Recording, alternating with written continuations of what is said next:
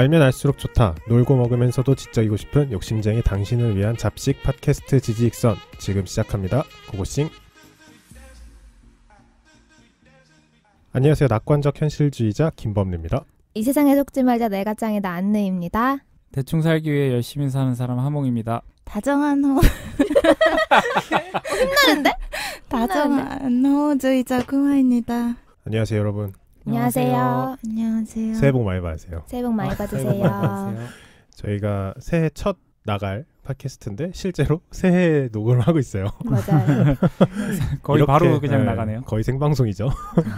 신나네. 저희 한 분씩 돌아가면서 근황 토크 겸 새해를 맞이하면서 혹시 특별하게 준비하신 거나 어떤 변화가 있으신 분들은 한마디씩 공유하고 진행하도록 해보겠습니다. 전 마음의 준비를 했습니다. 어떤 준비죠? 이제 음식을 만들어 먹으려고. 원래는 사 드세요? 거의 사 먹지도 않고 라면만 끓여 먹는 수준이고 아이고. 배달 음식도 안 시켜 먹어요. 제가 엄청 귀찮아하는데 이제 건강을 위해서 음식을 좀 만들어서 먹어보자 라고 마음의 준비만 했습니다. 좋다. 이렇게 매주 녹음에 나와주는 게 갑자기 고마워지네요. 매일 라면만 먹을 정도로 귀찮으신 분이. 저는 이제 새해를 맞이하기 전에 아주 급하게 핸드폰을 최신형으로 바꿨고, 그리고 제가 어제가 1월 1일이었는데 이거 어디에서도 말 안 했던 건데 꿈을 진짜 대박 꿈을 꾼 거예요. 무슨 말도 안 되는 꿈을. 그 얘기하면 안 돼요. 안 돼요. 그래서 그런 꿈을 꿔서 어제 복권 로또 구매했습니다. 아, 네. 네네. 다음 주에 못 보겠네요. 진짜 저 안 나오면 그런 줄 아세요. 네네네. 축하드립니다. 축하드립니다. 뭐 저 같은 경우는 일을 좀 열심히 해야 되지 않나. 마음을 다잡는. 로열티 쩐다. 왜요? 하몽님 회사는 축복받았네요. 아니 뭐 저를 아니, 위해서도 지금까지 좋은 안 거니까요. 했으니까 앞으로 네. 하겠다는 얘기 아니에요? 아니, 그래도 새해 다짐에 일 열심히 하는 직원 갖는 회사가 얼마나 되겠어. 아, 제가 늘 하는 얘기인데 일을 열심히 해서 그게 저한테도 도움이 되고 회사에도 도움이 되는 모양이 제일 좋은 것 같아요. 네, 뭐 그래서 일단 저를 위한 계획입니다. 오.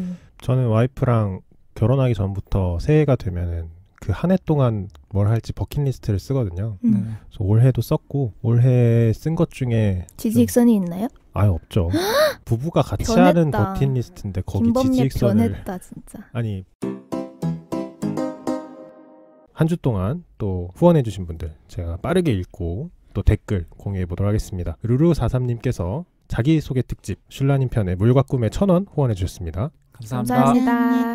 그리고 기즈모송님께서 지금 정주행 중이신 것 같아요. 그 하나씩 이렇게 후원을 해주시는데 혐오의 시대에 100원 그리고 장 보드리아르 편에 100원 후원해주셨습니다. 감사합니다. 그리고 가상은 현실이다까지 또 200원 후원해주셨습니다. 감사합니다. 가상현실당에도 200원이네요. 이게 순서대로 불러드리잖아요. 네네네. 400원을 또 후원하셨어요. 아 진짜요? 네, 그래서 EFS 네, 두 번을 200원, 400원 이렇게. 아 규칙이 있으신가 보다. 그리고 소시민입니다님께서 햄버거에 300원 후원해주셨습니다. 감사합니다. 그리고 향유고래님께서 똑같이 햄버거에 500원 후원해주셨습니다. 감사합니다. 성내동 버거왕님께서 햄버거에 5,000원 후원해주셨습니다. 감사합니다. 그리고 댓글 좀 읽어볼게요. 저는 기즈모송님께서 지금 정주행을 하고 계신 것 같은데 가상은 현실이다 편에서 제가 잠깐 인공지능에 대한 얘기를 했는데 그거 관련해서 댓글을 길게 달아주셨어요. AI가 뭐 인간의 지능을 뛰어넘게 될 텐데 그 인공지능이 AI의 생각하는 방식과 인간, 생물이 생각하는 방식이 굳이 같을 필요가 없지 않느냐. 제가 그런 얘기를 했었는데 똑같은 얘기를 한 번 더 해주셔서 흥미롭게 들으신 것 같아서 저도 기분이 좋았고요. 지금 정주행을 하고 계셔서 좀 있으면 듣게 되실 것 같지만 그 인공지능, 인공신경만 편을 들으시면은 AI에 대해서 좀 더 이해를 하실 수 있을 거라고 생각합니다. 댓글 감사합니다. 5,000원 후원해주신 성내동 버거왕님께서 댓글도 길게 남겨주셨는데 일단 진짜 버거왕이신가 봐요. 햄버거를 굉장히 사랑하시는 것 같고 말씀하신 그 크라이치즈 버거는 아직도 못 가봤는데 조만간 한번 꼭 가보려고 합니다. 네, 그럼 제가 읽어볼 댓글은요. 아이디가 무려 지지익선 포에버입니다. 울어야죠 여기서. 이건 진짜 그러니까 지지익선을 위해 가입을 하신 건가 싶긴 한데 어쨌든 영화 트루먼 쇼를 언급해 주시면서 제가 갖고 있는 저만의 고민과 약간 결이 같은 고민을 하고 계신 분인 것 같았어요. 그래서 저도 댓글 재미있게 읽었고 마지막에 슐라님을 원하는 댓글을 달아주셨는데 슐라님이 휴가 나오시면 정말 한번 지지익선에 모셔서 같이 방송을 해보도록 하겠습니다. 아직 슐라님이 신병 휴가를 못 나온 거죠? 사실 관심 없습니다. 몰라요.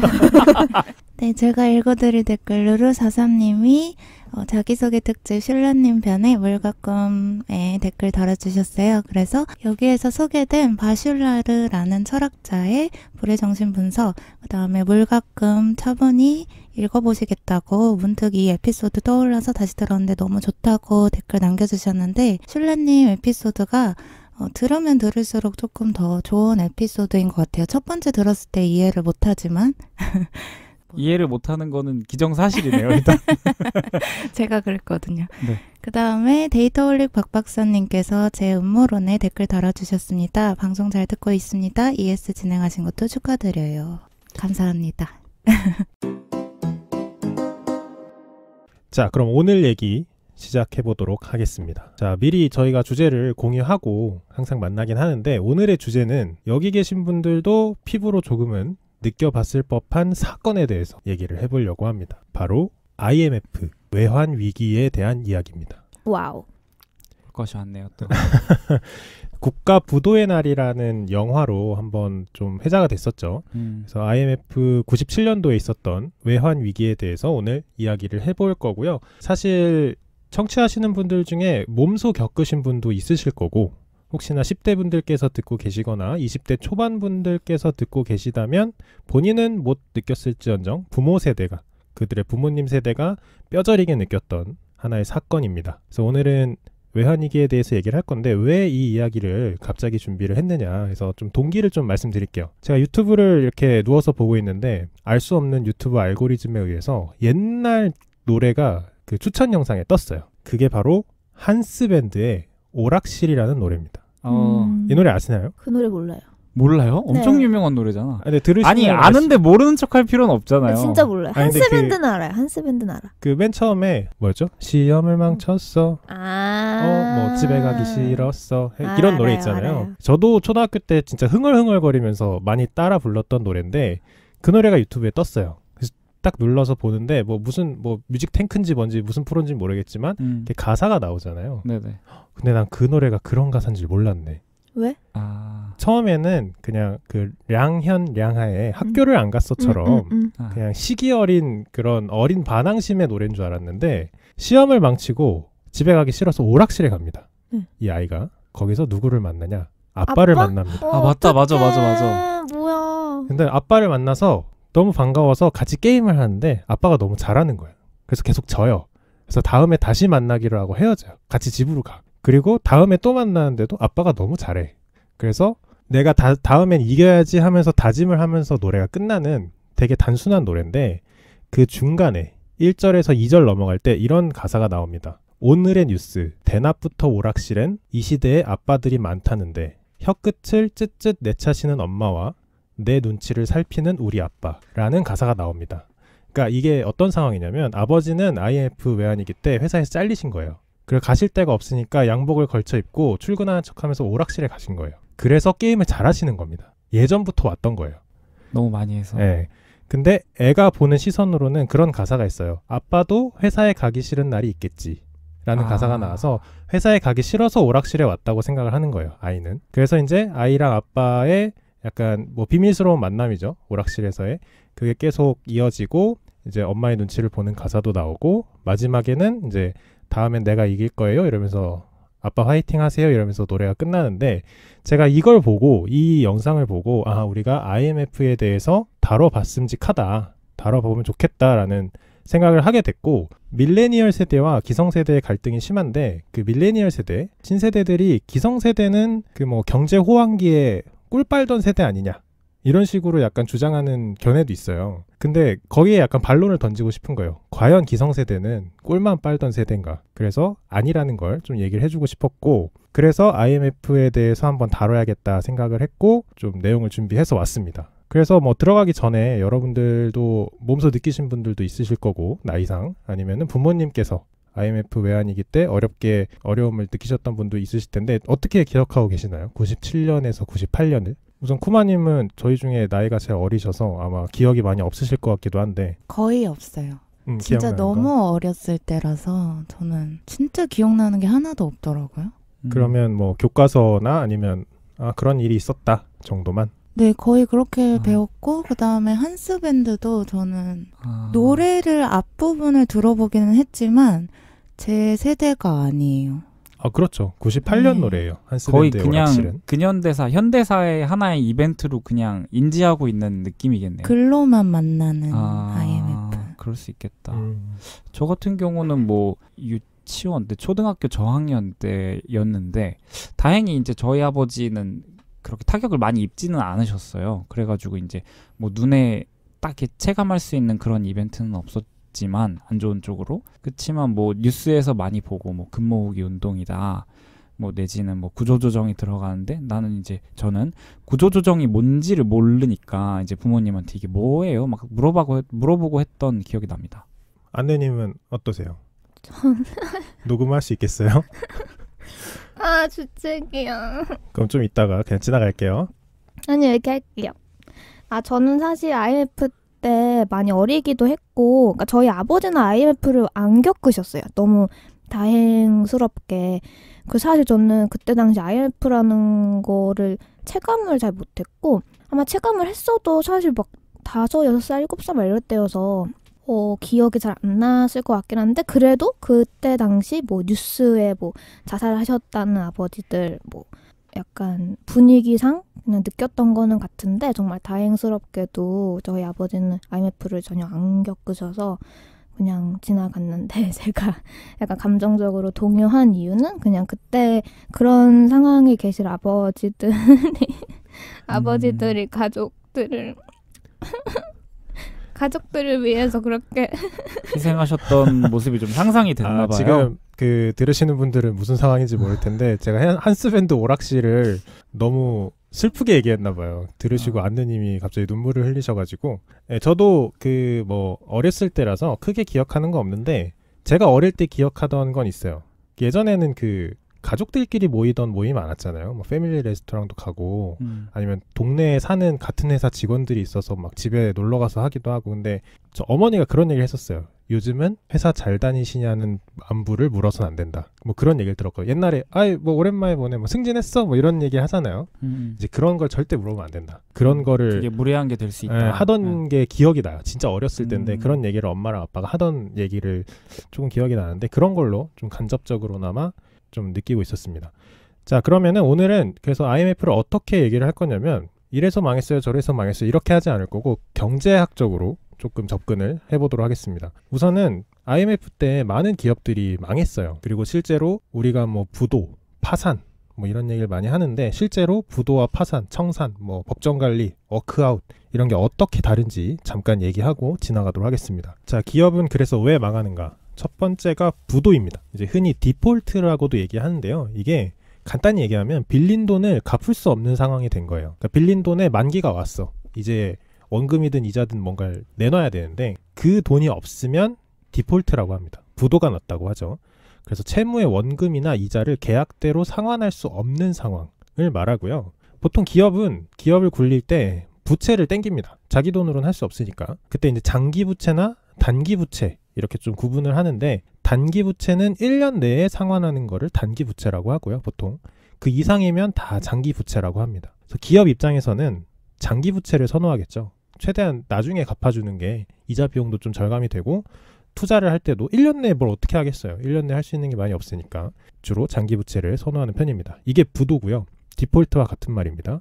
자, 두 번째가 워크아웃입니다. 이게 부도 위기에 있는 기업을 회생시키는 작업 중에 하나인데요. 채권자들, 돈을 빌려준 사람들이 이 기업에 대고 구조조정이나 재무구조 개선을 요청하는 거예요. 그래서 기업이 약간 항복 나 잘 못하겠어 라고 얘기하면 채권자들이 와서 너 이거 하고 이렇게 해서 갚아, 이런 식으로 약간 지도하는 게 이제 워크아웃이고요. 근데 그 지도라는 게 정말 기업을 회생시킨다는 개념보다는 본인들의 투자금을 회수하기 위한 가장 빠른 방법을 이제 제시를 하는 거게 그렇죠. 더 크겠죠. 네, 그렇죠. 근데 어쨌든 뭐 기업이 돈을 창출을 해야 이제 돈을 가져가니까 조금은 회생시키는 그런 영향도 있습니다. 그리고 세 번째가 법정 관리인데, 워크아웃이랑 비슷한데 이거는 법원에서 진행을 합니다.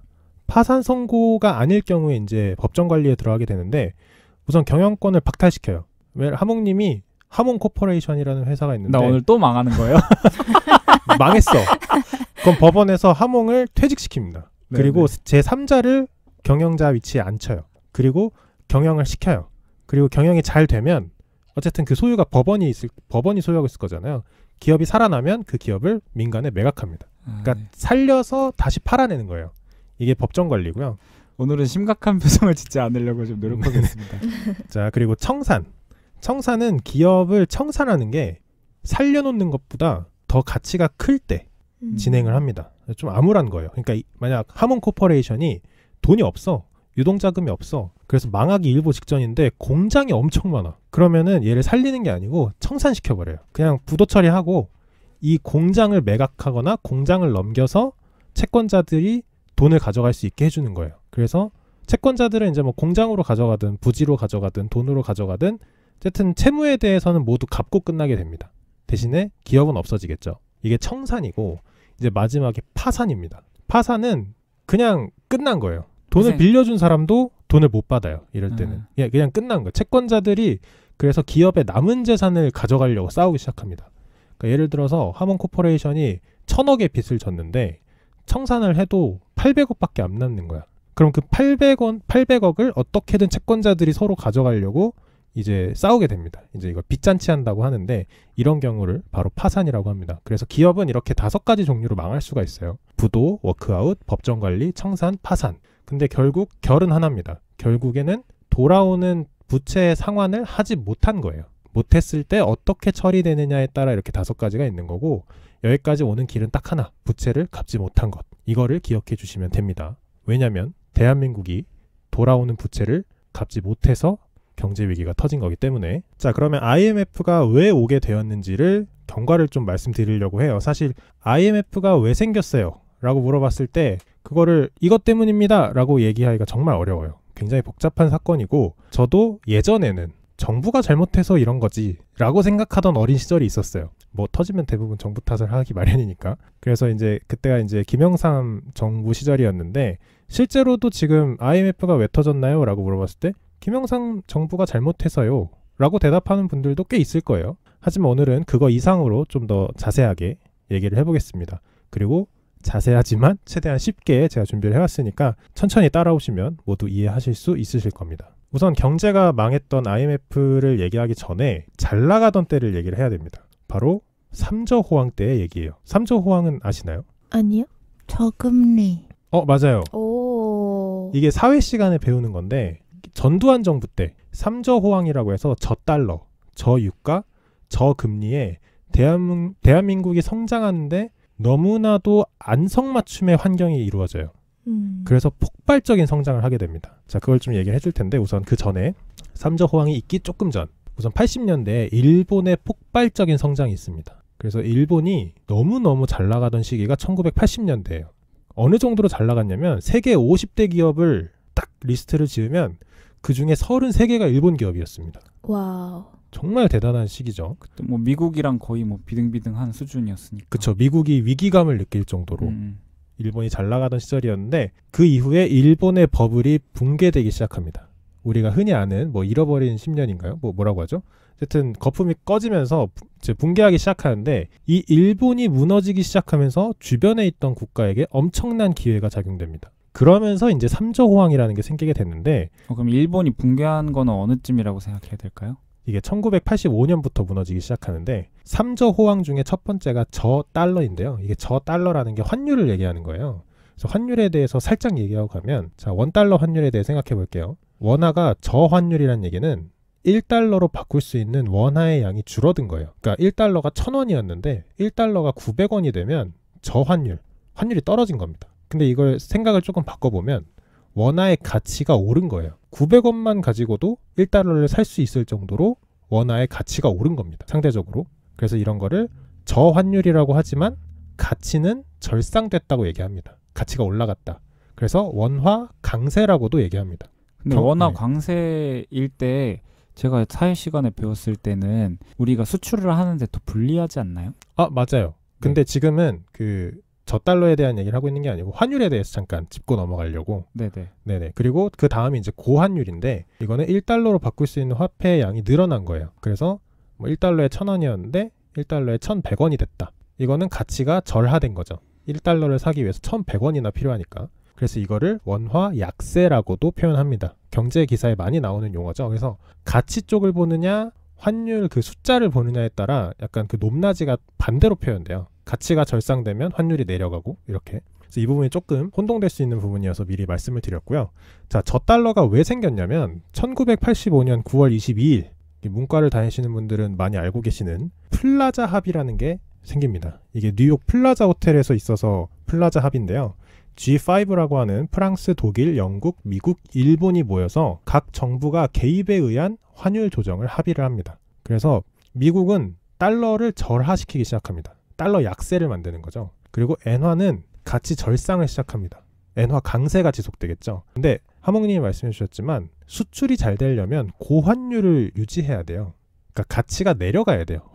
화폐의 가치가 내려가야 수출이 잘 되거든요. 왜 그런지에 대해서는 뒤에서 설명을 해드릴게요. 근데 일본이 가치 절상을 합의합니다. 이때부터 일본이 무너지기 시작해요. 근데 일본이 왜 그렇게 합의를 했어요? 일본이 왜 거기서 합의를 했을까에 대해서는 여러 추측이 있어요. 네, 우선은 가장 정설처럼 여겨지는 건 그간 일본이 너무 꿀 빨았다. 그래서 일본도 국제 이 경쟁 사회 속에서 책임을 져야 된다. 한 발짝 물러날 필요가 있다고 생각을 했다는 게 정설이라고 하더라고요. 근데 이 정도로 파급이 클 줄 몰랐던 거지. 그래서 가치 절하로 보고 있던 이익을 조금 보상하려고 했던 거라고 해석을 합니다. 근데 일본의 가치가 절상되니까 예를 들어서 100엔에 1달러 하던 제품이 100엔에 2달러 제품이 된 거예요. 그러니까 수출이 안 되죠. 가격이 2배로 예를 든 거지만 네네. 2배로 올라 버렸으니까. 근데 이거 상대적으로 보면은 엔화 가치에 비해서 원화 가치가 엄청 낮아지는 거예요. 그러면 엔화 가치가 계속 올라가잖아요. 그럼 상대적으로 보면 원화는 가만히만 있어도 가치가 내려가겠죠. 그래서 같은 물건일 때 한국 물건이 더 싸진 거예요. 미국 입장에서는. 그렇죠. 꼭 미국이 아니더라도 외국 입장에서는. 그래서 해외 시장에서 수출 경쟁력이 확보됩니다. 제가 아까 말씀드렸던 거에 반대로 해석을 해야 되는구나. 이게 가치 입장에서 봐서 그래요. 그러니까 우리는 상대적으로 고환율이 된 거예요. 네. 가치가 절하됐으니까. 그래서 우리 원화의 가치가 낮아지면서 우리 물건이 외국에서 보기에 더 싸진 거예요. 일본의 제품보다. 같은 제품이어도. 그래서 우리는 수출이 더 잘 되는 호황을 맞이하게 되고요. 두 번째가 저유가입니다. 이게 오일 쇼크라는 게 이제 현대사에 있어요. 두 번의 오일 쇼크가 있는데 오일 쇼크가 1980년대에 이제 끝나게 되는데 그 끝나고 나서 배럴당 20달러 밑으로 내려옵니다. 그게 엄청 낮은 건데 그 당시엔 낮은 건데 그래서 저유가를 유지하게 됩니다. 그리고 또 그 오일이라는 건 그러니까 석유라는 거는 꼭 그 자동차에 꽂아놓는 석유가 아니더라도 정말 많은 곳에 쓰여요. 플라스틱을 만들 때도 쓰이고 또 뭐가 쓰이죠? 옛날에 많이 배웠는데 섬유 만들 때도 쓰여요. 그렇죠. 섬유 만들 때도 쓰이고 안 쓰이는 데가 없어요. 특히 우리나라 같은 그 2차 가공이 많은 업체들은 다 쓰죠. 그래서 유가가 낮아지면서 비용이 줄어듭니다. 뭔가 제품을 만들 때 비용이 줄어들면서 또 호황을 맞이하게 되고요. 세 번째로 저금리인데 이거는 미국에 대한 얘기예요. 미국의 금리가 내려갑니다. 미국이 오일 쇼크로 인해서 인플레이션이 엄청 극심했는데 이를 막으려고 금리를 엄청 높게 유지했었어요. 근데 이제 오일 쇼크가 조금 잦아들면서 미국 금리가 10%포인트 정도 내려옵니다. 많이 내린 거죠. 엄청 내린 거죠. 근데 당시 우리 박정희 정부부터 해가지고 외국에서 빌린 돈, 이걸 차관이라고 하는데 차관이 엄청 많았습니다. 한국은. 그래서 엄청 이렇게 책에 의하면 박정희 대통령이 잠을 못 이룰 정도로 금리 오르는 거 이렇게 보고 한번 받으면 잠을 못 이룰 정도였다고 하는데 금리가 짧은 시간 동안 10%포인트가 확 내려온 거예요. 이자가 확 싸진 거네. 그렇죠. 그래서 그 외국 돈을 빌린 기업 입장에서는 너무너무 좋은 순간이 된 거예요. 이자 비용이 확 내려왔으니까. 자, 그래가지고 상대적으로 다시 보면 한국 금리는 그럼 미국에 대해서 높아졌겠죠. 미국이 내려왔으니까 한국 금리는 상대적으로 높아졌어요. 그래서 환율이 이 상태로만 유지된다면 외화를 빌려요. 미국 돈을 쫙 빌려. 금리가 내려왔으니까. 그리고 그거를 다른 데다가 빌려주고 그 차익을 보면 이득이잖아요. 왜냐하면 미국의 금리가 내려갔으니까 금리가 낮아진 곳에서 돈을 쫙 끌어와서 금리가 높은 곳에서 대출을 해주면 그 스프레드 이익이라고 하는데 그걸 벌 수 있잖아요. 그래서 그 스프레드 이익을 취하는 회사가 한국에 등장하기 시작합니다.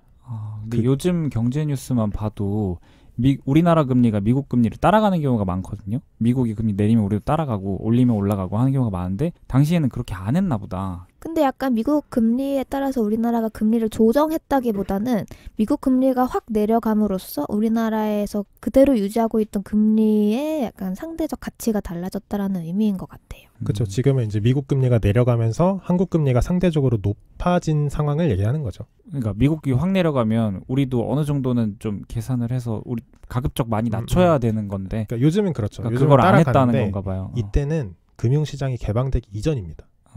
정부 주도하에 그 금리나 이런 걸 결정하던 때예요. 시장에 의해서 결정하던 게 아니라. 자, 그래서 외국 은행들의 지불해야 할 금리와 국내 금리 사이에 스프레드 이익을 취하는 회사들이 생기게 되고요. 그게 바로 잘 들어놓으세요. 종합금융회사라는 곳입니다. 흔히 줄여서 종금사라고 표현을 하는데요. 이따 계속 나오기 때문에 기억해 두시면 좋습니다. 그래서 이런 회사들이 단기로 싸게 외화를 빌려서 장기로 비싸게 국내 기업에 넘깁니다. 아까 얘기했죠. 기업들은 장기 부채를 좋아한다고. 그래서 단기로 그냥 싸게 막 빌려와서 장기로 막 푸는 거예요. 그러면은 스프레드 이익이 어마어마하겠죠. 그렇게 종금사들이 돈을 벌기 시작합니다. 그래서 이렇게 저달러, 저유가, 저금리에 대해 설명을 해드렸어요. 지금도 이런 3조 호황을 맞이하면 대한민국은 폭발적인 성장을 할 거예요. 그 정도로 누구나 원하는 상황이에요. 수출 주도형 국가에서는 이렇게 좋은 순간이 없죠. 그래서 전두환 정부 때 3조 호황을 맞이하면서 폭발적인 성장. 그래서 어떻게 얘기하냐면 단군 이래 최고 호황기를 맞았다라고 표현할 정도로 엄청난 호황을 경험하게 됩니다. 고성장, 저물가, 저실업. 어떻게 보면 지금의 완전 반대죠. 네, 그렇게 좋은 시절을 맞이하게 됩니다. 이렇게 좋은 시절을 맞이해서 외형적으로 한국은 엄청나게 성장을 해요. 돈도 없으면서 외국 자본을 쫙 끌어와서 원화 가치를 절하시켜요. 정부가 주도적으로. 그러면서 수출 경쟁력을 확보해서 수출을 증대시키고요. 수출을 증대시키면 생산량이 많아지니까 기술력이 숙련되는 거예요. 그래서 기술력은 또 기술력대로 쌓아져요. 그러면 선순환 구조를 만들어냅니다. 물건은 잘 팔리고 잘 팔리면 더 만들어야 되니까 기술력이 늘어나고 사람이 더 필요하니까 고용을 많이 하고 그리고 외국에다 갖다 파니까 한국의 물가는 유지되면서 안정화되고 고성장을 맞이하고 대기업들이 탄생하고 경제적 부흥이 일어나면서 한국이 OECD 가입을 준비하게 되는 시기입니다. 저 황금기였네. 근데 이제 여기서 포인트는 외국 자본의 의존도가 매우 높아졌다는 게 미리 이제 경계해야 될 상황인 것 같아요. 맞습니다. 네네네. 네, 정확히 보셨어요. 자, 여기까지가 잘 나가던 때 얘기예요. 잘 나가던 때 얘기고 이제부터 터지는 문제점을 하나씩 얘기해 보겠습니다. 자, 이렇게 외적 성장을 하면서 대기업, 그룹사라고 하죠. 여러 가지 이렇게 문어발식 확장을 하면서 그룹의 형태를 가진 대기업들이 엄청나게 생겨나기 시작합니다. 근데 문제가 있어요. 지금 하몽님이 정확하게 짚으셨는데 차입 경영을 하고 있는 회사들이에요. 그러니까 부채 비율이 너무 높은 거예요. 무분별하게 외화를 막 땡겨와서 부채 비율이 IMF가 터질 때쯤이면 어느 정도냐면 400에서 500%. 기업 자산의 400에서 500%가 부채예요. 개인 자산보다 부채가 5배가 많은 거예요. 말도 안 되는 부채 비율을 가지고 있는 거죠. 물 들어올 때 노저라고 진짜 적었구나. 그쵸. 모터를 돌린 거지. 물 들어올 때. 근데 실제로 잘 나갔고 그때는. 그쵸. 그래서 근데 그때는 왜 이렇게 경영을 할 수 있었냐면 수출이 계속 늘어요. 그래서 수출이 늘어 막 수요가 막 폭발적으로 증가하니까 지금 이거 부채 비율이고 뭐고 생각할 때가 아니야. 무조건 공장 더 짓고 더 찍어내야 되는 거예요. 그래야 돈이 되니까. 그래서 차입 경영을 유지하게 됩니다. 당시엔 오히려 보수적으로 경영하는 게 바보 소리를 듣는 시절이었겠네요. 그쵸. 당연히. 야, 금리가 이렇게 쌌는데 넌 공장 안 짓고 뭐해? 그런 식으로 나오던 시대인 거죠. 자, 그리고 여기서 공장을 짓는다 그랬잖아요. 이게 장기 투자예요. 장기 투자. 공장을 지었을 때 공장의 본전을 뽑으려면 시간이 엄청 오래 걸리겠죠. 그래서 아까도 잠깐 얘기했고 계속 강조하지만 단기가 아닌 장기로 계속 돈을 빌려옵니다. 장기 부채를 선호하게 되고요. 자, 그리고 종금사를 통해서 장기 부채를 빌려와요. 아까 종금사 얘기했죠. 외국에서 싸게 단기로 돈을 빌려와서 국내 기업한테는 장기로 빌려주는 그 종금사를 통해서 부채를 막 끌고 와서 자산에 투자하는 거예요. 공장 짓고 항구 짓고 이런 식으로 회수하는데 오래 걸리는 그런 장기 투자를 하는 거죠. 그러다 보니까 유동성이 낮아지게 됩니다. 여기서 말하는 유동성은 1년 내에 현금화할 수 있는 자산들을 유동자산이라고 하는데 우리가 공장을 지었어. 이거 1년 내로 현금화가 돼요? 안 되죠. 항구를 지었어. 이게 1년 내로 현금화가 됩니까? 본전 뽑는데도 30년은 걸릴 거예요. 안 되죠. 그런 식으로 유동성 문제가 조금씩 대두되기 시작합니다. 근데 왜 이런 식으로 경영을 했을까요? 아까 얘기했지만 종금사가 단기로 부채를 끌어왔다 했잖아요. 그리고 장기로 빌려줬다 했잖아요. 그럼 종금사 입장에서는 그 단기 부채의 상환이 끝났을 때, 그러니까 상환 기점이 왔을 때 어떻게 하려고 이걸 이렇게 빌려주고 있을까요? 자, 말씀을 드리면 그때는 한국이 너무 잘 나가던 시절이어서 좀 이따 갚을게요. 그러니까 연장하는 거죠. 만기를 연장해도 아무도 그걸 달라고 얘기하지 않았어요.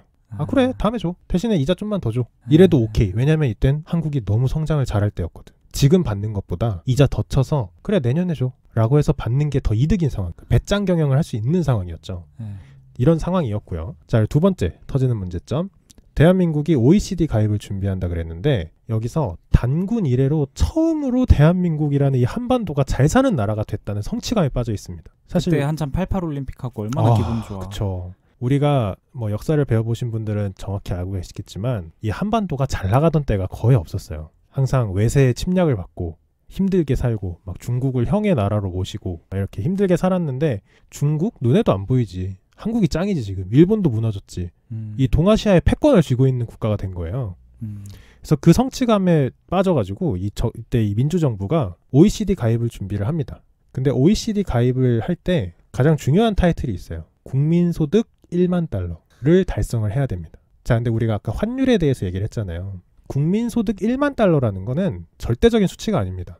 환율이 낮으면, 그러니까 1달러당 100원이면 1만 달러가 엄청 낮은 숫자가 되는 거고요. 원화로 바꿨을 때 고환율이면 1만 달러가 어마어마하게 큰 수가 되는 거예요. 그러면은 정부 입장에서는 어떻게 해야겠어요? 환율을 내려야겠죠. 그래서 환율이 상승하고 있었어요. 기업이 잘 나가고 나라가 잘 나가면 환율이 점점 오릅니다.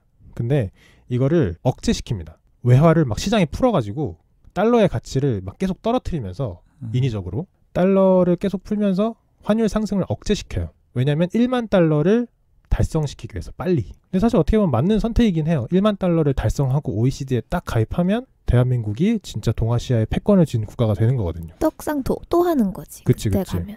근데 지금 제가 기억이 안 나서 OECD에 가입한다는 게 상징적인 의미 말고 뭔가 실질적으로 우리가 이득을 취할 수 있는 부분이 있을까요? 사실 상징적인 게 큽니다. 그냥 의미가 중요한 거죠. 우리도 선진국에 들어갔다. 이게 중요한 거죠. 그렇죠. 선진국 반열에 오른다. 이런 타이틀이 그 당시에 되게 많았다고 해요. 네네. 근데 그 상징적 의미가 결국에는 경제적 실리까지 가져다 줄 수밖에 없는 상황인 거죠. 그렇죠. 나라의 신뢰도가 달라지긴 하겠죠. OECD에 들어간다. 그런 게 안 올라가겠다. 들어간다. 그러니까 메이드 인 코리아의 가치 자체가 달라지는 거지. 근데 이렇게 환율이 상승하고 있어요. 자연적으로. 근데 왜 이렇게 OECD 가입 혹은 국민소득 1만 달러의 이 민주정부가 목을 맸냐면 군부 독재 정권이 끝나고 처음 맞이한 민주정권입니다. 그게 필요했구나. 그 나온 아웃풋이 필요했구나. 그렇죠. 그래서 민주정부가 군부 정권보다 잘 살아야 된다라는 압박감이 굉장히 심했다고 해요. 김영삼 정부 때. 그래서 이제 좀 무리하면서 이렇게 환율을 억제하기 시작합니다. 그 환율 상승을 억제한 거죠. 근데 이 환율 상승이랑 하락에 대해서 사실 개념이 조금 흐릿하면은 헷갈릴 수 있는데, 그러니까 이 환율 상승이라는 것은 개도국이 이제 말 그대로 선진국으로 올라가면서 어쩔 수 없이 들이닥치는 상황이에요. 맞아요. 왜냐면 그 나라 자체의 힘이 높아지고 가치가 상승하면은 환율도 이제 자연스레 상승을 하게 되는데, 보통은 그게 좋은 일로 봐요. 왜냐면 선진국으로 가는 루트니까. 그런데 우리나라는 특이하게 그걸 억제하려고 하는 외부 압이 생겨났던 거고, 이는 자연스럽지는 않은 상황이죠. 그렇죠. 자연스럽지 않은 게 얼마나 자연스럽지 않냐면 한국 정부가 갖고 있는 외화를 시장이 막 풀어내는 거예요. 그때 풀어낸 외화가 100억 달러 정도로 추산을 하고 있다고 합니다. 그러니까 이게 시장에 달러를 푼다는 게, 생각해보세요. 달러가 10개가 있고 원화가 10개가 있다고 생각을 해봐요. 가치를 떠나서. 그럼 두 개는 1대1로 교환이 되겠죠. 근데 달러를 누군가 100장을 갑자기 펑 풀었어. 그럼 원화 한 개를 사기 위해서는 달러가 한 11개 정도는 있어야 원화를 하나 살 수 있겠죠. 이렇게 달러를 시장에 풀어냄으로써 달러의 가치를 한국 내에서 인위적으로 조작시키는 거예요. 그런 일을 했던 거고. 자, 그리고 또 터지는 문제점 세 번째. 1996년에 희한하게도 경상수지가 적자가 발생합니다. 자, 이 경상수지라는 건 수출 주도형 국가에서는 흑자가 나올 수밖에 없는 수지예요. 왜냐하면 이게 수출을 한 것과 수입을 한 걸 빼는 거거든요. 근데 이게 적자가 발생을 합니다. 그렇다고 우리가 수입을 많이 했느냐? 뭐 그렇다고 볼 수도 있겠지만 수출이 줄어들기 시작했다는 거죠. 우리가 수출이 무한히 늘어날 거라고 생각하고 많은 것을 꾸리고 있었는데 이제 수출이 줄어들기 시작하면서 뇌관을 건드리기 시작합니다. 그러니까 한계에 도달한 거구나. 그렇죠. 자, 여기서부터 이제 문제가 터집니다. 동남아에서 그 태국에서 바트화 사태라고 해서 약간 환율 사태가 한번 터져요. 그래서 거기에 투자했던 외화 자본들이 많이 손실을 봐요. 그래서 외국 투자자들이 야 이거 동남아 위험하다라는 인식이 깔리게 됩니다. 근데 뭐 그 당시에 동남아 동아시아를 구분하진 않았겠죠. 외국 투자자들이 야 아시아 위험하다. 돈 다 빼. 이런 기조가 형성이 되면서 아까 단기로 돈을 종금사들이 빌려왔다 그랬잖아요. 이제 차관이라고 하는데 해외에서 빌린 돈을 단기 차관에 의존하던 종금사들한테 부채 상환 요구가 오기 시작합니다. 더 이상 못 밀어준다 이제 네. 내놔라. 너네 이제 당장 갚아라. 연장 그만 갚아. 근데 어떻게 갚아? 돈을 다 장기로 기업에 뿌렸는데. 그래가지고 부채 상환이 어려워져서 막 있는 돈 막 꾸역꾸역 해가지고 갚고 있긴 했어요. 근데 달러가 없는 거예요. 달러를 빌렸는데 달러가 없는 거야. 그래서 원화를 달러로 바꿔서 갚기 시작합니다. 원화를 달러로 바꾸기 시작하니까 아까 그 정부가 시장에 달러를 풀어낸 것과 정반대의 현상이 납니다.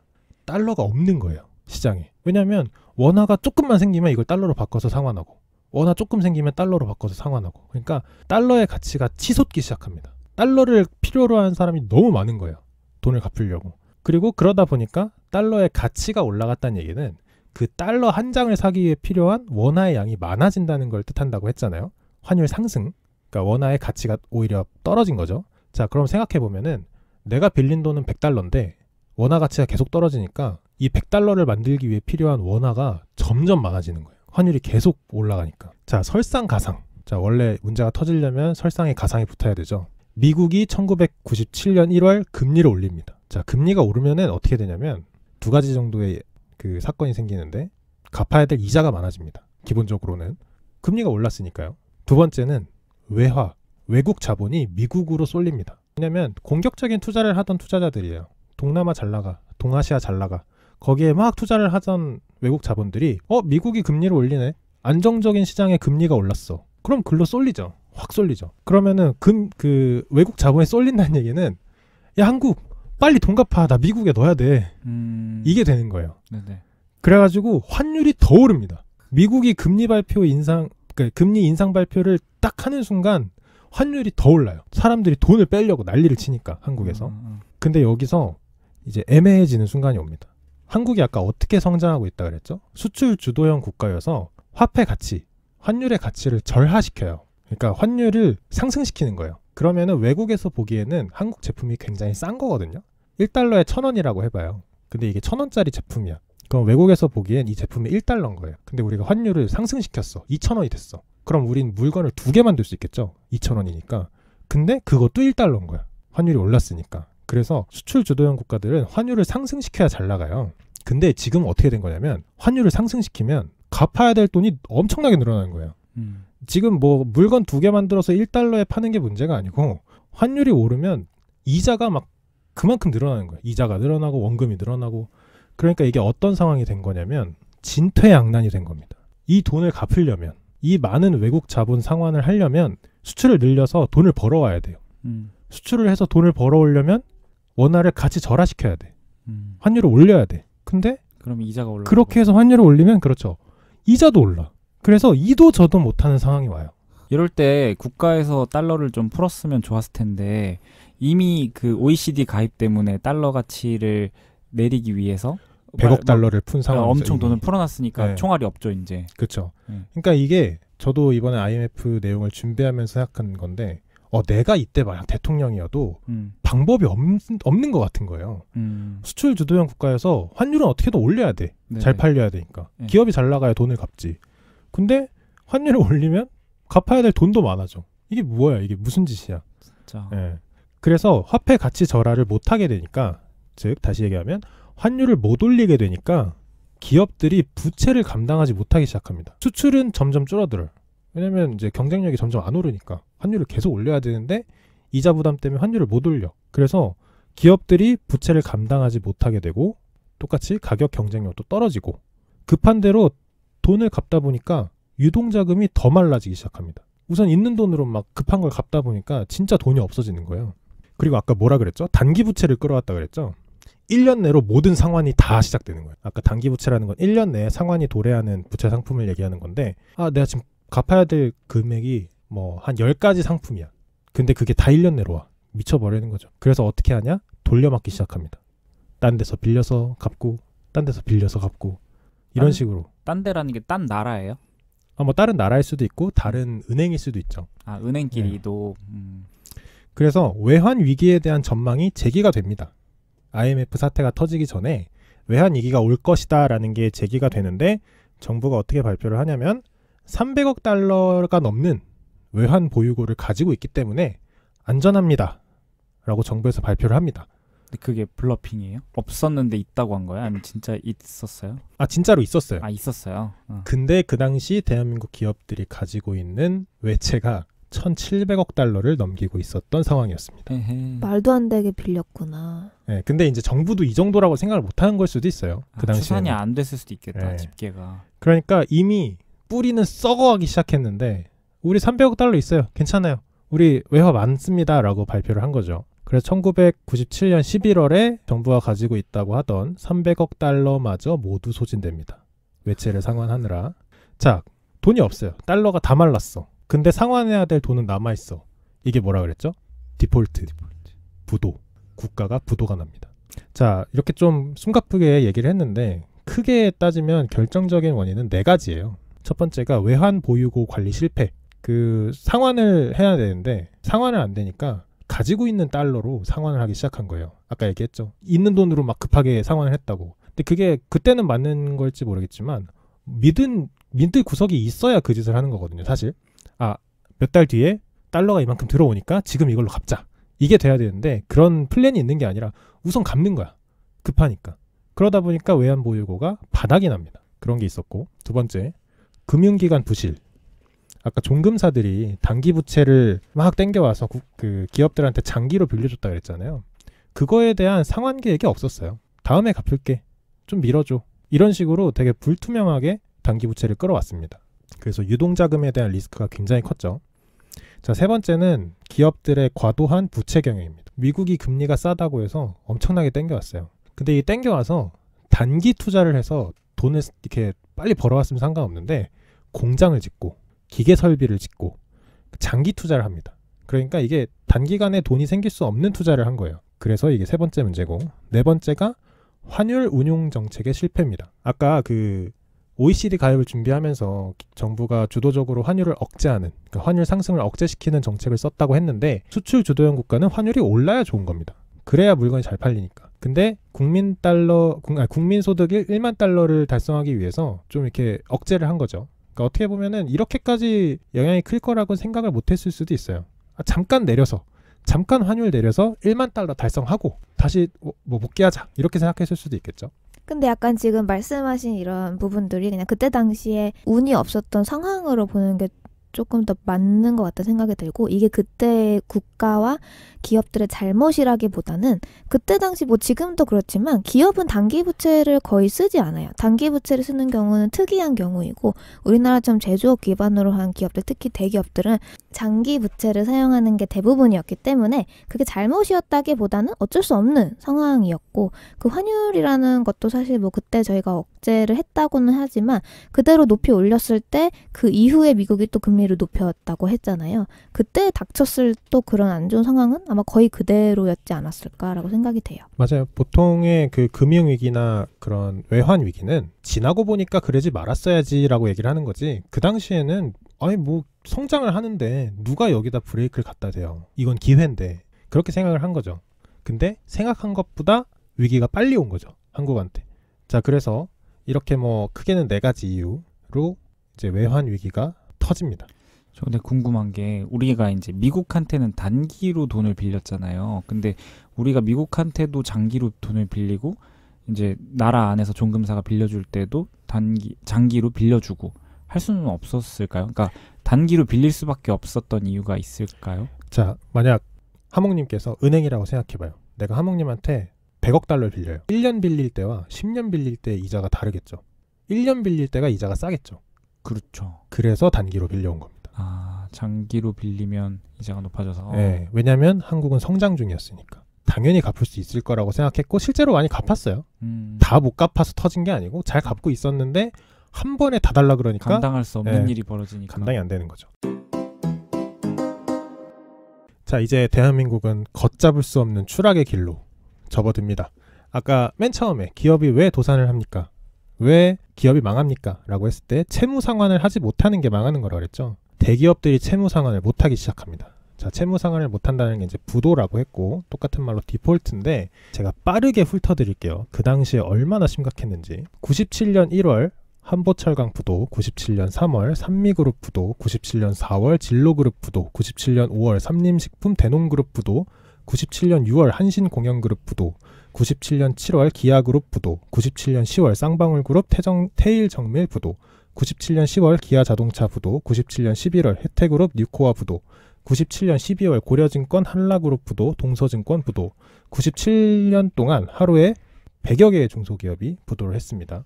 98년 1월 나산그룹 극동건설 삼양식품 파스테르 부도, 현대그룹 구조조정 발표, 98년 2월 10개의 종금사 금융기관 퇴출 및 폐쇄, 98년 3월 단국대학교 교육기관으로는 처음으로 부도가 났고요.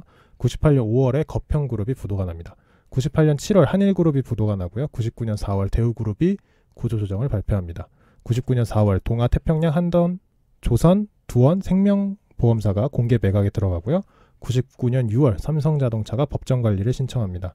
99년 7월 대우그룹 12개 계열사가 모두 워크아웃을 신청하고요. 김우중 회장님께서 사퇴하십니다. 김우중 회장님은 최근에 돌아가셨죠. 19년 12월에 돌아가셨습니다. 대우는 뭐 가뜩이나 뭐 분식회계 이런 걸로도 이슈가 더 많지 않았어요? 맞아요. 네. 저는 다른 건 다 기억 안 나는데 어렸을 때 대우 때문에 떠들썩했던 건 뚜렷이 기억납니다. 맞아요. 사실 대우가 99년 7월에 이제 12개 계열사 모두 워크아웃에 들어갔다고 말씀을 드렸는데 99년이면은 그 IMF 구제금융 시작하고 한 2년 뒤에요. 그러니까 버티다 쓰러진 기업이죠. 자, 이렇게 해서 제가 지금 말씀드린 거는 대기업 위주로 말씀을 드린 거예요. 그것도 은행 빼고 금융기관 빼고. 그러니까 대기업이라고 할 만한, 그룹이라고 할 만한 기업이 이만큼 부도가 나고, 아까 잠깐 얘기했지만 97년에 하루에 100여 개의 중소기업이 부도가 났다. 1년이 아니고 하루에. 그러니까 이게 살아있는 기업이 없을 정도로 다 무너지는 거예요. 하나가 무너지면 옆에 있는 애 또 무너지고. 자, 그래서 95년 코스피 지수가 한 1200대였는데 IMF가 터지고 280까지 추락합니다. 소름 돋아. 97년 원달러 환율, 아까 뭐 억제하고 뭐 오르고 막 이랬다 했잖아요. 원달러 환율이 97년 최고 기록 1995원. 1달러에 2,000원인 거예요. 미쳤어. 어떡해. 자, 그래서 유학생들이 한국으로 돌아오기 시작합니다. 돌아와야지. 어떡해. 엄마는 똑같이 100만 원을 보내주는데 그 돈이 반토막이 나는 거예요. 환율이 올라서. 그리고 군대 자원 입대가 급증해서 군대를 못 가는 사태까지 발생을 합니다. 너무 사회가 힘드니까 우선 군대에서 2년을 지내고 오려고, 그땐 3년이었지만 군대 자원 입대가 급증을 하고 98년 공식 통계로 해고자가, 실업자가 아니에요. 해고자 127만 명.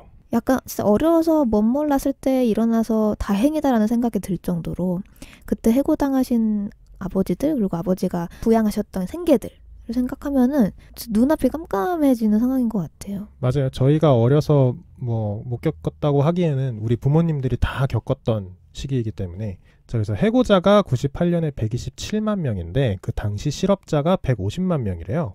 150만 명이랑 127만 명. 그 해에 해고된 사람이 127만 명인데 전체 실업자가 150만 명이라는 얘기는 그냥 다 해고자라는 얘기예요. 그리고 98년에 통계 작성 이래 최고 중장년층 자살률이 기록이 되고요. 이쯤에서 사실 한스밴드의 오락실 가사를 다시 한번 생각해 볼 이유가 되겠죠. 그게 98년도에 나온 노래거든요. 사실 그런 어떤 사람이 겪으면서 겪는 슬픔, 사람이 살면서 겪는 슬픔의 수치, 크기를 어떻게든 비교를 해보자면 생계를 부양하고 있는 아버지가 직장을 잃었을 때 느끼는 슬픔은 정말 가까운 친구가 죽었을 때 느끼는 슬픔과 같다고 합니다. 그래서 사실 저도 생계를 부양해 본 적이 없어서 잘렸을 때의 느낌이 상상은 안 가지만 저희가 그냥 막연히 추측할 수 있는 슬픔보다 훨씬 더 큰 슬픔이라는 거, 그리고 그때 당시 이제 아버지 세대들, 지금도 그러신 분 많겠지만 묵묵하신 분들이 좀 많았어요. 약간 감정 표현 잘 안 하시고. 그렇죠. 그때는 가장은 울지도 않았죠. 네네. 그리고 하늘 같은 아버지들이었기 때문에 이제 가족들 어디에 눈물도 못 보이고 말도 못하고 그랬기에 이제 가짜 출근도 하시던 게 아닐까라는 생각이 듭니다. 네, 그래서 여기까지 해서 아직 IMF 구제금융을 신청하기 전, 까지를 얘기를 한 거예요. 물론 그 그룹이 부도난 거는 그 이후까지 다 얘기를 해드린 거지만 이렇게 해서 IMF를 찾아가는 순간까지 왔다라는 얘기를 한 거예요. 여기까지 들어보면 정말 한순간에 무너집니다. 이 많은 일들이 이렇게 3조 호황을 빼고 이렇게 잘 나가다가 갑자기 태국 바트화 사태가 일어나면서 돈 달라고 하고 아까 그 이후로 막 많은 얘기를 했잖아요. 그게 1년 만에 일어난 거예요. 97년. 그래서 97년 11월 21일 역사적인 날이죠. IMF 구제금융을 정부가 공식으로 발표를 하게 됩니다. 당시 외화 채무가 약 1,500억 달러였던 걸로 추산을 하고 있고요. 12월 3일에 우리나라는 IMF로부터 210억 달러의 구제금융을 받습니다. 더불어서 국제부흥개발은행으로부터 100억 달러, 아시아개발은행으로부터 40억 달러를 지원받기로 해서 총 350억 달러의 국제기관 지원을 받습니다. 다음 날 12월 4일 긴급하게 55억 달러가 공수가 되고요.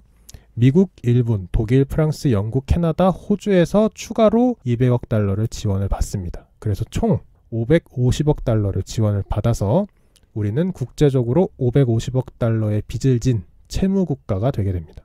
이게 사실 엄청난 충격입니다. 왜냐하면 그 전에 너무 잘 나갔거든요. 일본도 버블로 붕괴될 때 국민들의 그 충격이 컸다고 하는데 사실 한국은 더 컸죠. 그 호황을 많이 못 봤거든요. 잠깐 본 거죠. 잠깐 본 거죠. 단군 이래 최대 호황이라고 그렇게 막 좋아했는데 불과 1, 2년 만에 폭삭 주저앉았으니까. 그쵸. 아 위기래. 아 그래? 하자마자 갑자기 각 무너지는 거예요. 근데 무너진 게 너무 커. 너무 크게 무너졌지. 자 근데 이거에 대해서는 말이 많아요. 뭐 IMF가 아니면 돈을 빌릴 곳이 없었냐. 왜 IMF에서 빌렸냐. 그렇게 지독한 곳에서 왜 빌렸냐.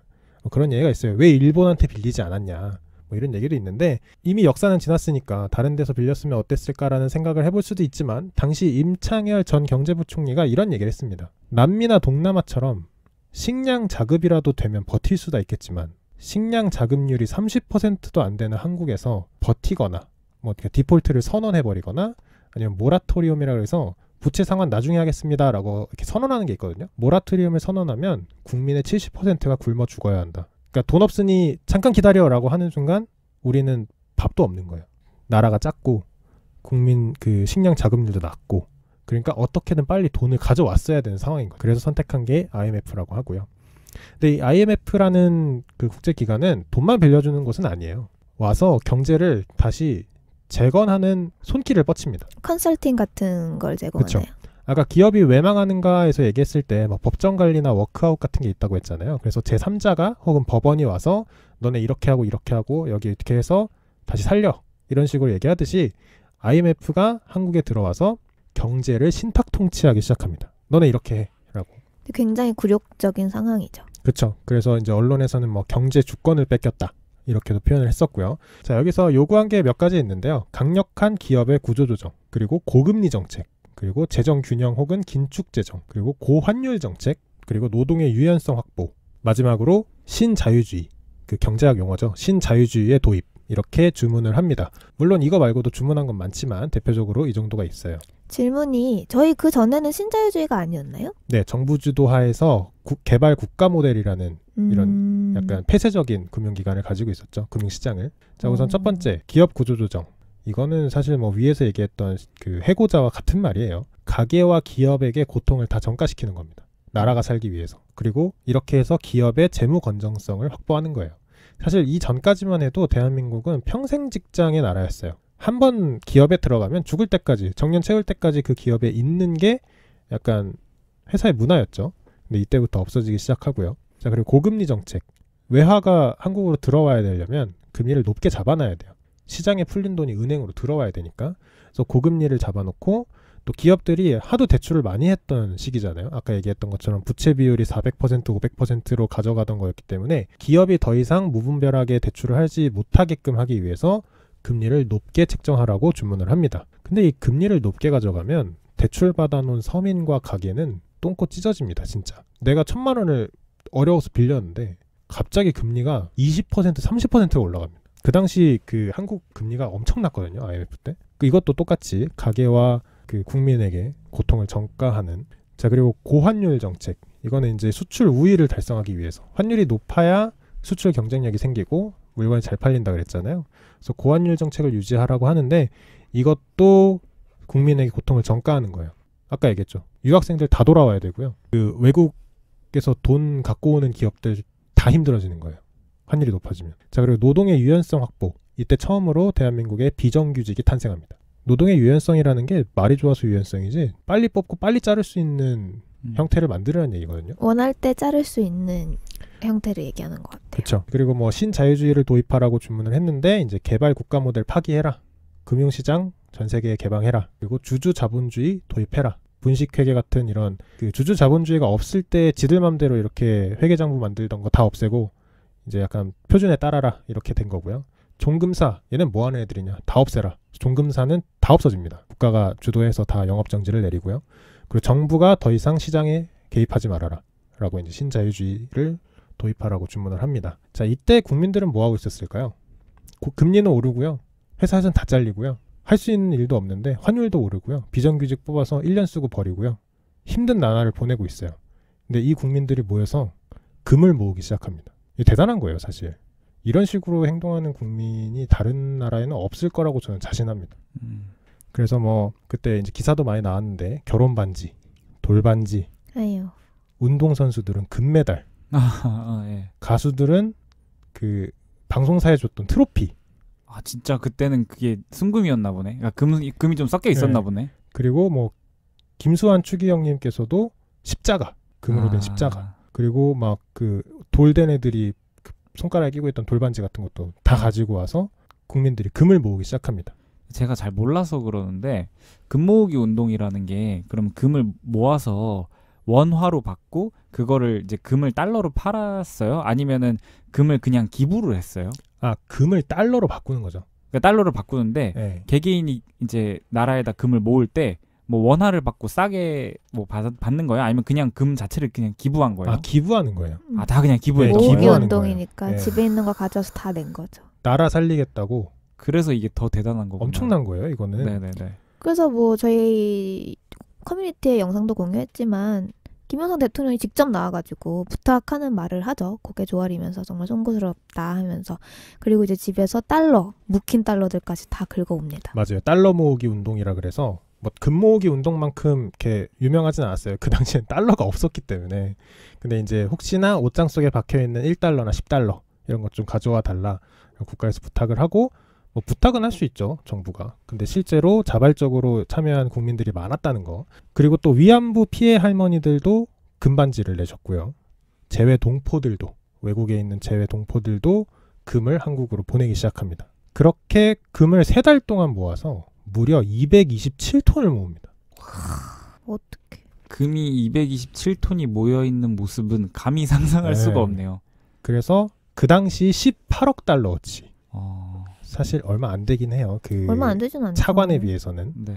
하지만 이제 엄청난 돈이 모인 거예요. 그래도 그 중에 유의미한 숫자를 금으로 갚은 그죠. 거잖아요. 현재 기준 이게 2조 5천억 원어치. 와. 엄청난 엄청 크다. 거예요. 네. 그 당시엔 또 더 인구가 컸겠지. 또 지금만큼 많던 시절은 또 아니니까. 그리고 금 모으기에 동참한 사람이 약 351만 명. 이 정도가 모여서요. 전체 차관 규모의 4%가 조금 안 되는 규모가 이 금 모으기로 상환이 됩니다. 사실 4%라고 하면은 얼마 안 된다고 생각할 수도 있지만 이땐 진짜 1달러, 10달러도 귀한 시절인데 4%를 정부가 주도적으로 갚은 게 아니고 국민이 주도적으로 갚은 거면 사실 정부는 내가 보기에는 이렇게 전국을 순회하면서 절을 했어야 돼요. 그 당시에. 진짜. 그치. 네. 그래서 어떻게 되냐? 우리는 IMF를 조기 상환하게 됩니다. 그래서 대단한 일이다. 2001년 8월 23일 계획한 것보다 3년 일찍 아이고. IMF 차입금을 조기 상환하고 정부가 발표를 하죠. 음. 이제 IMF 경제 신탁 통치에서 벗어납니다. 라고 발표를 하면서 이 IMF 외환 위기 사태가 끝나게 됩니다. 사실 외환 위기를 극복하는 과정은 좀 짧게 말씀을 드렸어요. 사실 금 모으기 운동, 달러 모으기 운동도 있지만 환율이 올라가면서 수출 경쟁력이 확보돼서 살아있는 기업들이 사실 수출을 엄청나게 했고요. 기업 실적이 회복되면서 달러가 많이 한국으로 들어왔고 그래서 또 많이 갚은 것도 있어요. 기업들도 엄청 노력을 했어요. 사실 이제 기업이 노력을 했다기보다는 구조조정으로 재무 건전성 확보하면서 날아오르게끔 국민들이 피해를 분담해 준 거죠. 기업이 날아올 수 있게끔. 그렇게 해서 우리는 IMF를 조기 졸업하게 됩니다. 이때 IMF에서 구제금융을 받은 나라가 한국뿐이 아니라 몇 개국이 됐는데 그중에 유일하게 한국만 조기 졸업을 하게 됩니다. 대단한 거죠. 국뽕이 차오르네요. 그쵸. 국뽕이 차오르죠. 그래서 이제 IMF를 조기 졸업하게 되고 역사책에서 많이 보는 IMF 외환위기 사태가 끝나게 됩니다. 자, 여기까지 들으셨는데 숨가쁘게 달려왔습니다. 진짜 내용이 많아서 알차다 알차. 숨가쁘게 달려왔는데 조금 이해가 안 되시는 부분이 있으시다면 청취하시는 분들께서 댓글에 남겨주시면 제가 자세하게 설명을 해드릴게요. 아, 피드백까지 이렇게 꼼꼼하게. 네, 제가 요거를 준비를 좀 많이 했는데 사실 이걸 1시간이나 1시간 반 내에 녹여내려면 요 정도밖에 말씀을 못 드릴 것 같네요. 저는 이제 이건 사실 지난 일이고 이걸 발판 삼아서 저희는 나아가야 하는 입장인데, 저는 제가 90년생이 온다 편에서 잠깐 언급했었지만 기성세대, 저희가 항상 우리 세대가 항상 원망하면서 자랐던 기성세대들이 항상 했던 말들 중에 이해 안 됐던 말들이 굉장히 많았어요. 왜 자꾸 자식들한테 공무원을 강요하는지, 왜 공무원이 철밥통이라고 주장을 하시는지, 뭐 왜 국산품을 쓰라고, 나 아이폰 쓰고 싶은 삼성폰 써야 된다고, 그게 애국하는 길이라고, 왜 그렇게 이해 안 되는 말씀을 하시는지, 이거에 대해서 그냥 마냥 미워하고 이해 안 돼라고 하기보다는 이런 그때 기성세대 분들이 겪으셨던 그 뼈아픈 고통들을 조금이나마 이번 화로서 간접적으로나마 체험하고 왜 부모님들이 그런 말씀을 하시는지 이해할 수 있는 시간이 되면은 정말 좋을 것 같다는 생각이 들어요. 뭐 저 같은 경우는 그 아까 IMF 구제 금융을 받을 수밖에 없는 그 환경들을 접하면서 우리나라가 80년대 말 90년대 초 민주화 겪고 이제 한참 이제 기뻐할 때, 아까 뭐 경제 엄청 호황일 때, 그런 상황에서 90년대는 굉장히 암울했던 시기였구나 다시 한번 실감한 게, 뭐 그 성수대교 무너지고 삼풍백화점 무너지고, 그러니까는 그쵸. 다른 이야기긴 한데 상징적으로 90년대가 더 암울했음을 느끼게 해주는 것 같아요. 그러면서 90년대 말에는 뭐 이제 세기 말적인 그런 분위기라고 해야 될까? 뭐 인류가 다 멸망하고, 지난번에 음모론 이야기할 때도 뭐 노스트라다무스 얘기도 잠깐 했는데, 진짜 지구가 망할 것 같은 기분이 들고 오히려 그거를 더 믿었지 않았을까? 그 당시에는 정말 힘든 분들은 차라리 지구가 망했으면 좋겠다라고 생각하시는 분도 있을 그게 거예요. 진짜 왜 그런지 조금이나마 더 이해가 돼요. 그리고 이제 그 이후에 우리가 2000년대를 살아오면서 한 이제 20여 년 지난 거잖아요. 그 이후에 대한민국 사람들은 누구도 IMF로부터 자유롭지 못하죠. 그러니까 그 IMF가 남겼던 그 시기의 유산 때문에 부의 재분배도 많이 이루어졌고, 그로 인해서 더 사람들이 많이 경쟁하고 더 어떻게 보면은 더 개인적으로 변했다고 할 때 영향을 미칠 수도 있고. 네, 지금 하몽님이 말씀해 주셨는데 마지막으로 우리가 해볼 얘기가 그겁니다. 과연 IMF는 끝났는가? 아하. 그것이 남긴 것은 무엇인가? 뭐 4가지 정도 제가 준비를 했어요. 첫 번째는 안느님이 잠깐 얘기해 주셨는데 안정성 추구입니다. 공무원으로 몰리는 신세대들. 이게 뭐 부모님이 공무원 해라라고 해서 몰린다기보다는, 물론 그런 분들도 있겠지만 부모님이 그렇게 힘들어하던 시기를 두 눈으로 보고 성장한 세대예요. 127만 명이 실업을 하던, 해고를 당하던, 실업이 아닙니다. 해고를 당하던 연도가 있었잖아요. 1년에 127만 명. 그걸 보고 자라난 세대들이 회사에 가고 싶겠냐는 거예요. 그래서 공무원으로 몰리는, 지금까지도. 네. 그리고 두 번째가 경제 위기에 대한 불안감이 팽배합니다. 장기적이고 모험적인 투자를 하지 않아요. 그러니까요. 네. 뭐 이게 취업이랑도 볼 수 있어요. 우리 작지만 강한 회사, 흔히 얘기하는 강소기업 혹은 스타트업. 지금 외국은 스타트업 붐이에요. 사장이라는 직함을 안 달면 멍청이다 라는 얘기가 있을 정도로, 특히 중국은 네. 스타트업이 어마어마하게 지금 붐을 일으키고 있는데 한국은 잘 안 하죠. 무조건 대기업을 가야만 하잖아요. 그쵸. 우리는. 대기업에서 스타트업을 만든 그런 벤처들, 그런 데는 많이 가도 우리가 모험적인 투자를 안 하는 민족이 됐습니다. 네, 네. 기업들도 잘 안 하고요. 네. 그리고 이제 2000년대 이후로 뭐 3종, 7종, 뭐 9종 막 스펙들을 엄청나게 신경 쓰기 시작한 게, 나를 그렇게 증명할 수 있는 수단이 있어야지만 내가 그 이제 대열에 들어갈 수 있다는 그쵸, 그런 믿음. 내가 팔리려면 네네네. 스펙을 쌓기 시작하는 그러니까 거죠. 취업 시장도 과열되고. 그죠. 네. 자, 그리고 세 번째가 외환 보유고입니다. 이 외환 보유고라는 게, 아까 외환이 부족해서 나라가 망했다 그랬잖아요. 근데 이게 무조건 많다고 좋은 건 아니에요. 이 기회비용 측면에서 이만큼 가지고 있는 것보다 요만큼만 가지고 있고 요만큼을 다른 데 써서 뭔가 잘 되면, 그쵸, 더 좋은 거거든요. 근데 한국이 진짜 외환을 엄청나게 모아요. 그럴 만도 하지. 이해해요. 현재까지도. 그래서 뭐 매번 통계에 따라 다릅니다. 이 외환이라는 게 달러만 있는 게 아니라 뭐 유로, 엔, 파운드, 혹은 뭐 준비 통화나 금 아니면 특별 인출권 같은 것도 다 포함하는 약간 광의의 개념인데 어떻게 통계를 나누냐에 따라 다르지만 한국이 꾸준히 전 세계 6위에서 9위 사이에 있습니다. 사실 경제 규모를 생각하면 되게 많이 모아놓은 거예요. 그래서 지금 2018년 기준으로는 한 4,037억. 그때 당시 300억이었는데 그쵸? 그쵸. 김영삼 정부 때 300억 달러 있다고 걱정하지 말라고 했었는데 지금은 4천억 이상 와. 가지고 근데 있고요. 그만큼 우리나라가 많이 그러니까 뭐 물가가 오르고 돈이 많아진 것도 있겠지만 많이 컸다라는 느낌도 받을 수 있을 것 같아요. 그쵸. 그리고 또 비슷하게 위기를 겪었던 일본이 세계 2위 정도 하는데 얘들이 1조 달러를 가지고 있습니다. 질 수 없다 약간. 사실 얘네도 뭔가 트라우마가 있는 거예요. 그치. 그쵸. 그래서 1위는 뭐 참고사항 말씀드리면 중국. 아. 여긴 경제 규모가 커서 그런 거겠죠. 네네. 그리고 또 중국이 미국한테 휘둘리지 않기 위해서 외환을 엄청 가지고 있다고 합니다. 3조 달러 아이고. 정도 가지고 있습니다. 그 뒤로 뭐 사우디, 인도, 브라질, 싱가포르, 독일 뭐 이렇게 분포하고 있고요. 그리고 마지막으로 IMF가 진짜 끝났느냐에 대해서 아직 안 끝났다라고 얘기할 수 있는 게 공적 자금을 투입한다는 얘기를 하잖아요. 정부의 돈을 기업에 투입을 해서 기업을 살리려고 부단한 노력을 하고 최근에도 좀 종업원 수가 많거나 수익을 잘 내는 기업이 기울어지려고 하면은 공적 자금을 투입하는 경우가 종종 있어요. 근데 IMF 때 투입한 공적 자금 중에 회수된 금액이 70%가 안 됩니다. 19년 5월 기준으로 69%가 회수가 됐다고 해요. 아직도 회수 중인 네, 거예요? 아직 회수 중입니다. 오. 그래서 사실 IMF는 안 끝났어요.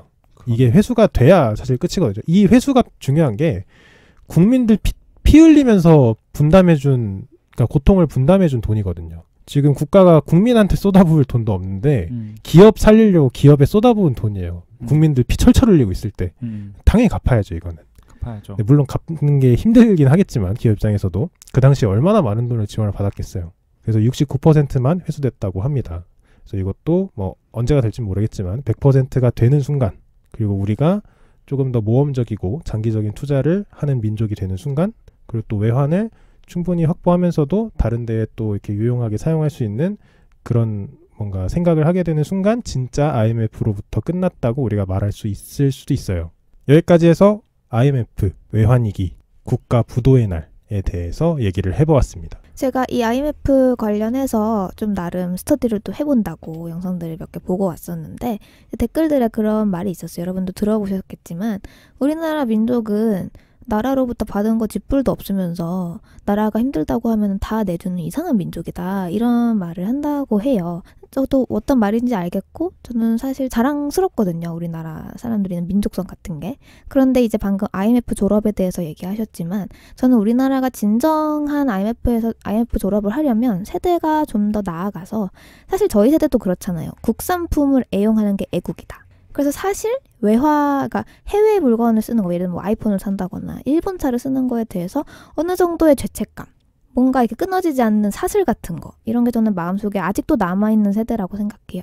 이런 세대들이 다 사라지고 우리나라가 더 이상 스타트업의 무덤이 아니다, 이런 말을 들을 수 있는 그때가 진정한 IMF로부터 속박에서 풀려나는 때가 아닌가, 이런 생각이 들었습니다. 오늘 얘기 너무 잘 들었어요. 쿠바님 얘기 좀 듣고 싶어요. 쿠바님 계셨어요? 가신 줄 알았어요. 제가 한 1시간 동안 말을 잃었는데 굉장히 재밌게 들었어요. 그리고 뭔가 많은 것들을 생각해 보게 하고, 제가 물론 팟캐스트에 말을 하려고 나왔지만 섣불리 말을 하기 힘든 뭔가를 생각하게 되는, 그래서 여기서 쉽게 제가 반응을 하기가 어려운 그런 점이 있고, 그 다음에 뭔가를 너무 지키고 싶은 사람들, 그래서 지키지 못해서 너무 마음 아픈 사람들이 우리나라에 특히 많다는 느낌이 들어요. 그게 어떤 의미인지 생각해 보게 돼요. 굉장히 재미있게 들었고 너무 재밌어서 제가 1시간 동안 말을 못했어요. 방송 듣는 느낌이었나요? 네, 진짜로 인강 보는 것 같았어요. 뭐 저도 아까 하던 맥락인데 누구도 IMF에서 자유롭지 않고, 그러니까 우리 모두가 다 그런 상처가 마음속에 있는 거잖아요. 그리고 뭐 지금 태어나는 세대는 뭐 그럼 자유롭냐? 뭐 그것도 아니에요. 우리가 IMF로 만들어진 사회에서 이제 삶을 시작하게 됐으니까 누구도 자유롭지 않을 것 같고, 한편으로 이제 저도 이제 그 중에 한 명으로서 제가 뭐 도전을 하기 좀 두려워하고, 뭐 개인적인 거긴 하죠. 뭐 약간 이제 뭐 이런 이유를 뭔가 여기서도 찾아볼 수 있진 않을까? 그러니까 이게 좀 벗어나고 싶지만 벗어나기 참 힘든 그런 안타까운 게 있다. 이런 걸 또 실감하게 되네요. 네, 오늘 이렇게 해서 이야기 마무리하고요. 제가 좀 일부러 좀 담담하게 얘기했어요. 되게 슬픈 일이어서 이거 슬프게 얘기하면은 좀 너무 우울할 것 같아서 담담하게 얘기를 했고요.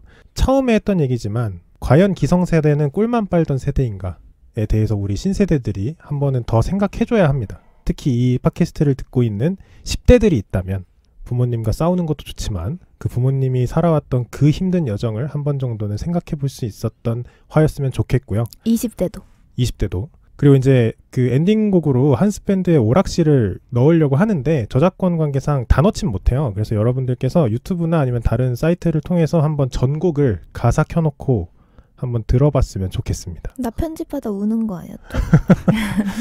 그래, 오늘 긴 시간 동안 힘든 내용 들어주셔서 청취하신 분들 그리고 패널분들 너무 감사합니다. 감사합니다. 감사합니다. 감사합니다.